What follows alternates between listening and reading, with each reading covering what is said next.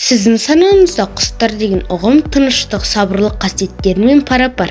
Өткен күннің көзі күлімдеп шыққан жайдары күндері көзіңізді аша салысымен немесе саябақта серуенде қалсаңыз, ең алғашқы еститініңіз құстардың сығылған үні. Бірақ сол құстарымыз да өте қатал. Өзінен кейін өлім мен аласапыран қылдыратын жауыз да бола алады екен. Сондықтан да төменде баяндалатын құстардан сақ болыңыз. Сіз шағаланың қолынан келер ең нашар тірлік тұсқасыңызды ұрлап, немесе басыңызды бүлдіріп кету деп ойлайтын боларсыз.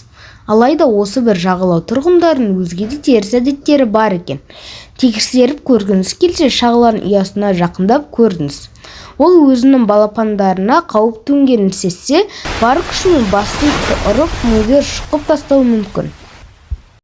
Бұл жыртқыш құс кеміргіштер мен балықтарға шабуыл жасап, өзінің адам нанғысыз тұмсықтарымен бөлшектеп тастайды.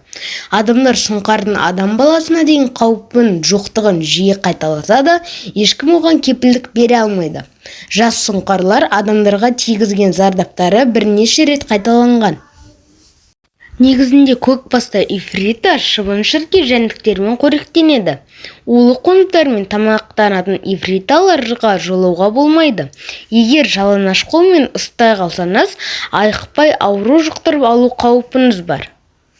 Түйеқұстар әлемдегі ең ірі құстардың бірі. Олардың бойы 2,8 метр, ал салмағы 158 келіні құрайды. Түйеқұстың ашуына тиер болсаңыз, сізді бір соққымен о дүниеге аттандырып жіберуі мүмкін.